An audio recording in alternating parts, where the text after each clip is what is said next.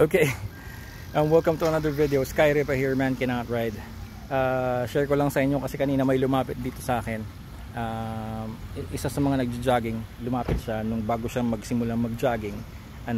Si ma'am, sabi niya, tinuro niya yung unahang gulong ko. Sabi niya, madulas ba yan? Safe ba yan? Sabi ko, napatingin tuloy ako. Sabi ko, anong problema sa unahang gulong ko, di ba? Sabi ko, okay. Tapos sabi niya, kumakapit ba yan? Okay ba yan for the road? Hindi ba yan parang nakakatakot daw kasi. So napansin ko, parang ang sinasabi niya is yung itsura ng gulong. Na ang itsura ng gulong ni Octavia ay para siyang sports tire. So sabi ko, gawan ko kaya ng maikling video, i-share ko sa inyo. Let's talk about tires. Okay, pag pinag-usapan natin ng tires for big bikes, marami ang naiengganyo, marami ang nagkakagusto na dahil big bike ang kanilang motor, ang akala nila dapat kapag big bike, dapat ang isasalpak lagi dyan is sports tires. Alam nyo ba na ang sports tires ang pinakamaling gulong na mailalagay nyo sa big bike nyo for street riding. For street riding, ha? Okay, for street riding. Ang pinag-uusapan na dito yung street riding, na matinong riding. Ibig sabihin, you're not going above the speed limit. You're not leaning too low in the corners. So, ibig sabihin, matinong rider ang pinag-uusapan natin dito. Okay, so, bago ko sabihin sa inyo kung bakit hindi maganda yung sports tires, then let's talk about first kung ano yung magandang gamitin. Now, there are three options na magandang gamitin for street riding para sa mga big bikes in terms of tires. Number one, yung factory tire. Now, yung factory tire na is inalpak dyan ng mga manufacturers during the production ng motorcycle.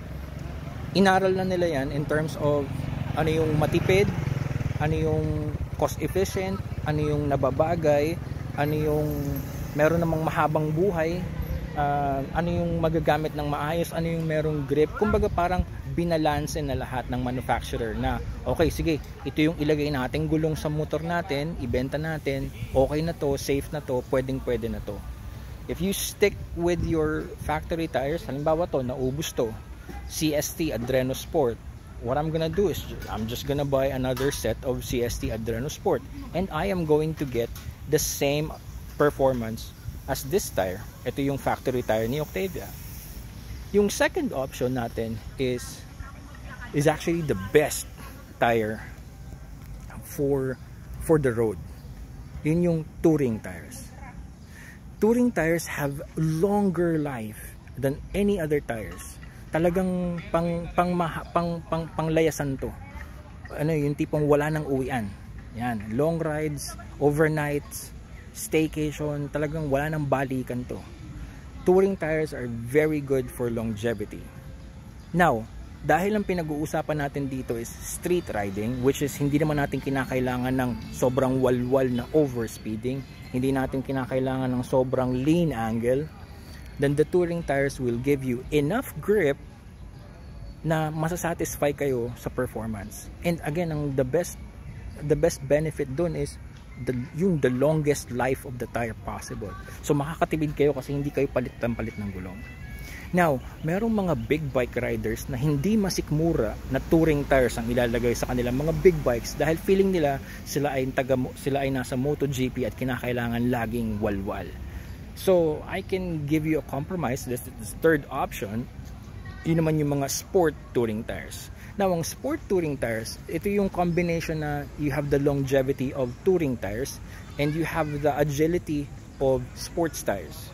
So, let's just say na ang ride mo, ang dinadaanan mo is mix of highway, urban riding, street riding, and then meron kang dinadaanan na, let's say, mountain roads or mga twisties.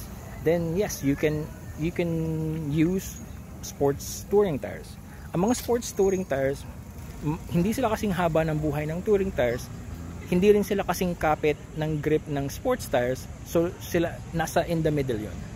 So yun yung tatlo, yung factory tire, which is proven na ng manufacturer, Number 2 is touring tires. Yun yung pinakamagandang pwede nyo magamit dahil matagal ang buhay nun. And then, number 3, sports touring tires. If in case hindi nyo masikmura na mag-touring tires, for some reason, parang nasasaktan yung ego nyo at saka yung inyong image na naka big bike tas naka touring tires.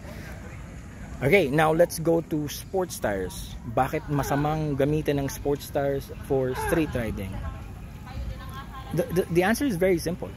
You don't need it.